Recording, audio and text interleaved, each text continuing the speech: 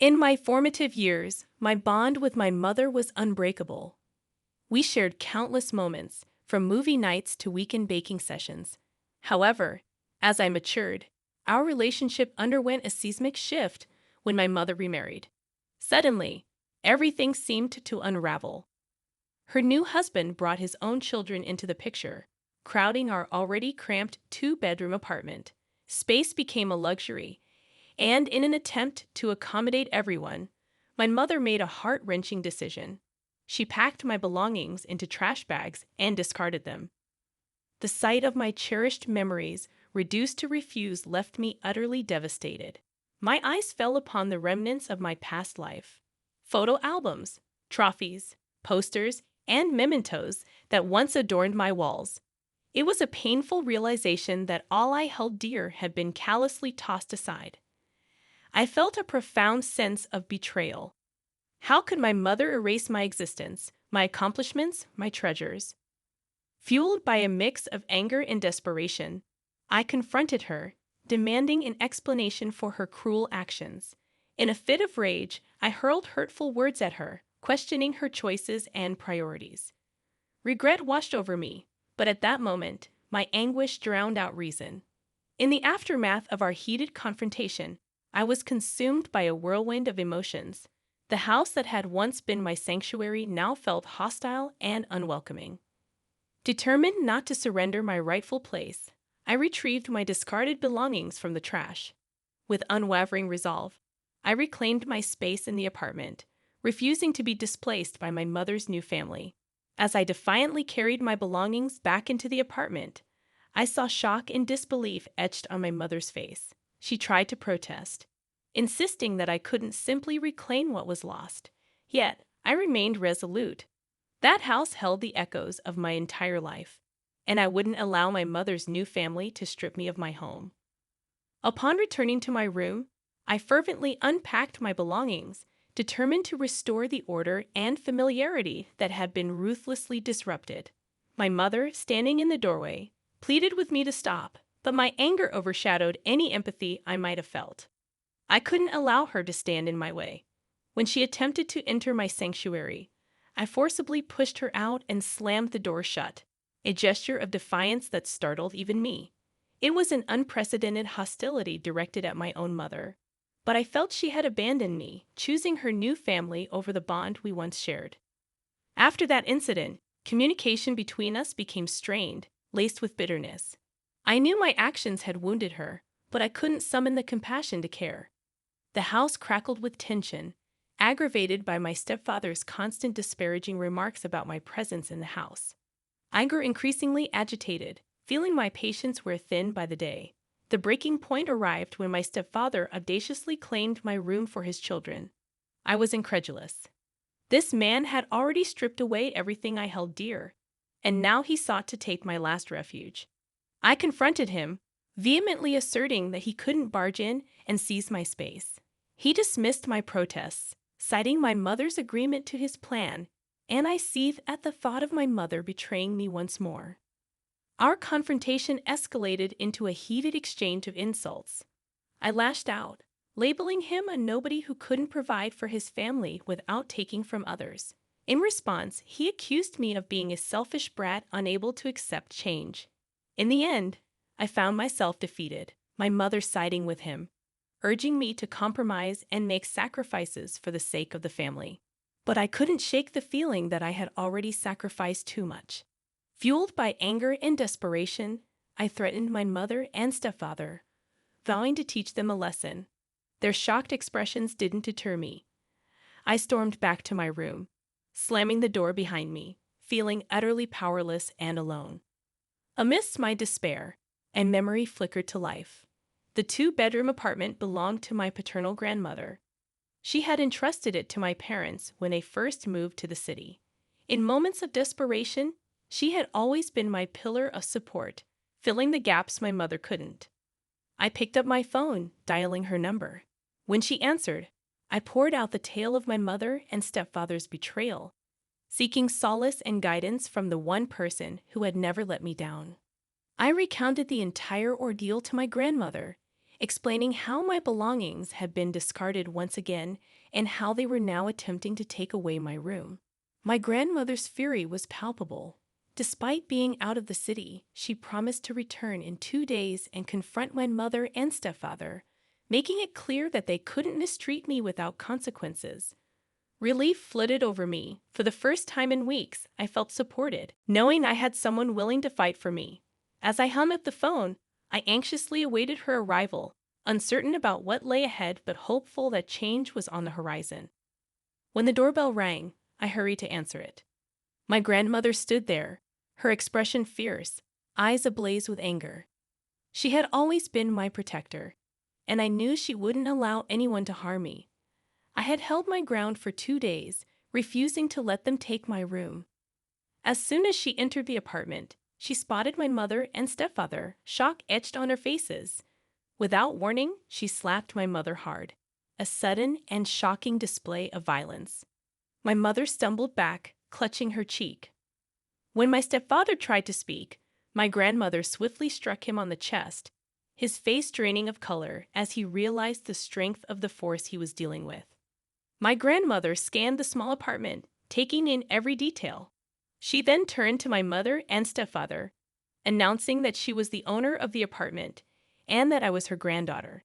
Fear gripped them as they comprehended the gravity of the situation.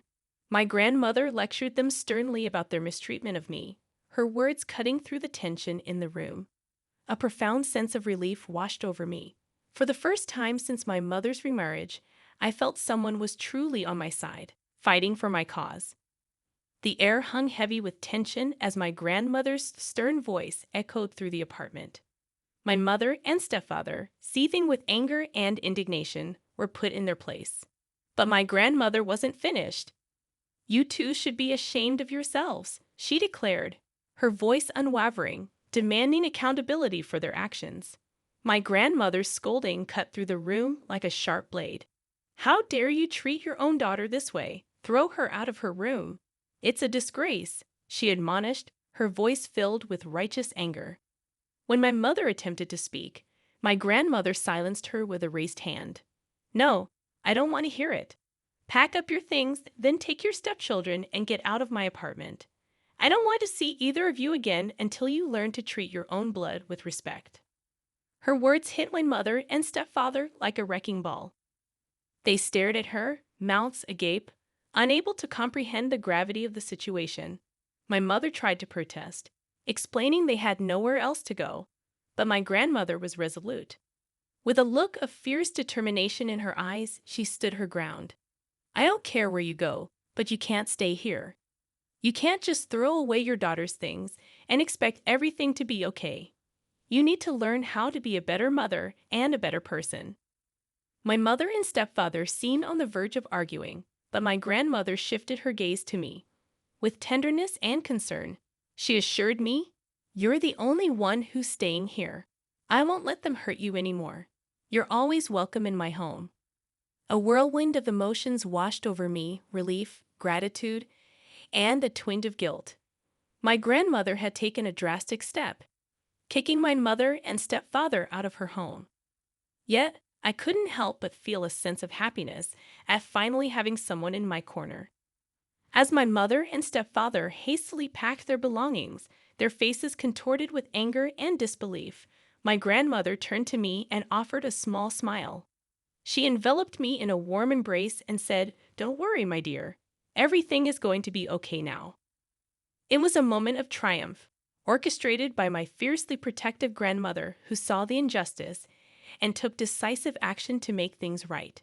Despite the turmoil, I found solace in her unwavering support, knowing I wasn't alone in this battle. I toiled day in and day out, pouring my sweat and effort into my work, yet my contributions went unnoticed. My family seemed to revel in spending the money I earned, but there was never any appreciation, only a spotlight on my shortcomings. My sister, for reasons I could never fathom, was consistently jealous of me. She was indolent, uninterested in work, and conveniently blamed me for her own misdeeds. My parents, in turn, readily believed her accusations, scolding me without hesitation. Life was far from fair in our household. Each time an incident occurred, my parents would remind me that I was older, expected to be more mature and responsible, while she was allowed to get away with her behavior, creating a toxic atmosphere. This had become the norm in my life, a scenario perhaps not uncommon, but what followed was truly extraordinary. One day, a heated argument erupted between my sister and me when she took my favorite dress without permission and ruined it. She displayed no remorse, dismissing it as a trivial item. However, that dress held sentimental value. It was the first thing I had ever purchased for myself, with my hard-earned money. When I asserted that I wasn't her caretaker, she retorted that the family would always love her more, and she'd never have to work a day in her life.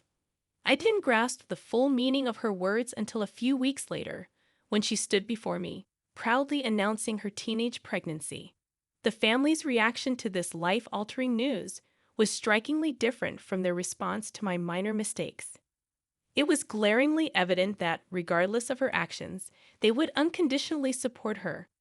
Although they displayed momentary displeasure, they eventually embraced the idea, assuming it was my duty to not only take care of my sister, but also her unborn child. When I inquired about the baby's father, she evaded the question. On further pressing, she burst into tears, silencing any further inquiries. The burden of responsibility fell squarely on my shoulders, while my own needs and well-being were utterly disregarded by the very people who were supposed to care for me. I attempted to reason with them, but it became abundantly clear that my words fell on deaf ears.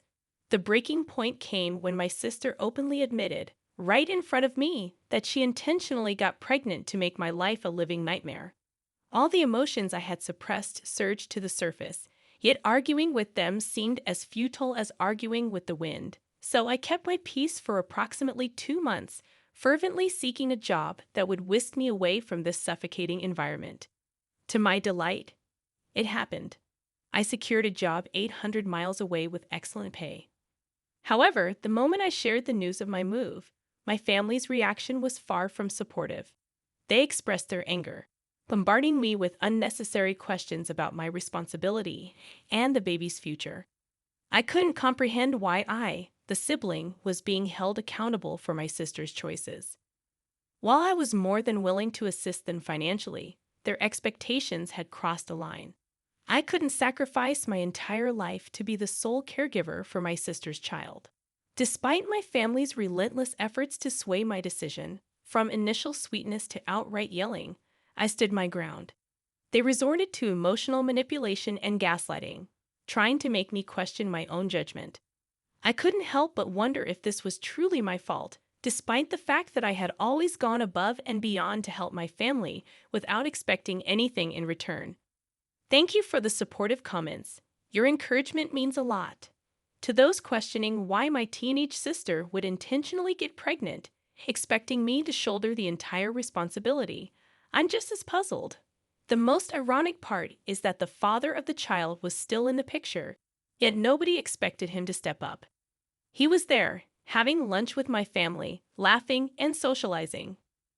My family had this bizarre notion that my sister and her boyfriend were too young to handle such a significant responsibility, leaving me to foot the financial burden. I couldn't fathom why I should be responsible for their choices. They were perfectly capable of finding jobs and devising a plan to support their child if they chose to keep it. Why should I sacrifice my life for this mess? I have no clue about this guy's parents or what my sister is really up to. All I know is they're doing everything in their power to demotivate me, hoping I'll just give in and stay here. Hello, I'm updating after a whole 45 days, which I know is super late, but I have so much to share. I would have updated yesterday, but I faced some tech issues. You're talking to the new tech person from my family company. Just kidding. That wasn't a great first impression, but I'm proud of myself for landing this position. Speaking of the devil, my sister is apparently in her second trimester, indicating that she was pregnant long before she announced it, and intentionally so.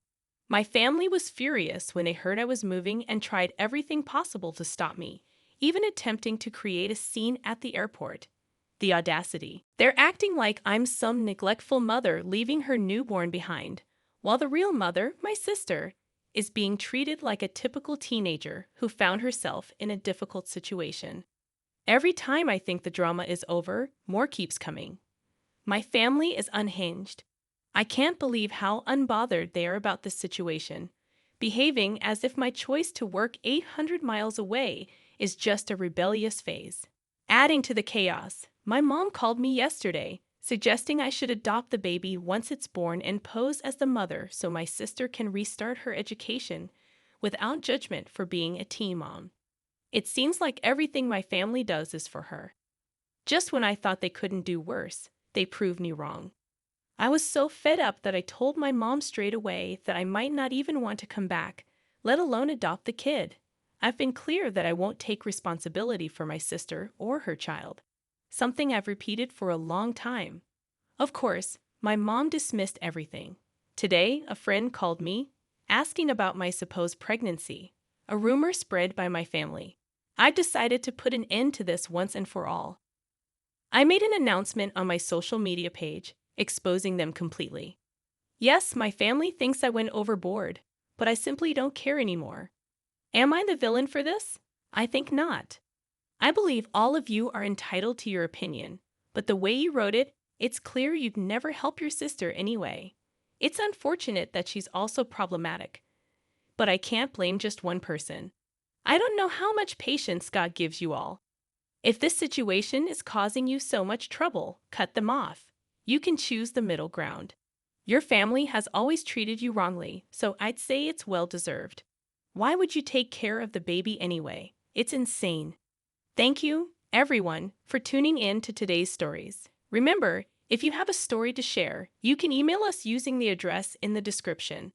If you'd like to be featured, please let us know, and we'll pin your comment at the top. Also, don't forget to like and subscribe. It really helps the channel. We'll see you in the next one.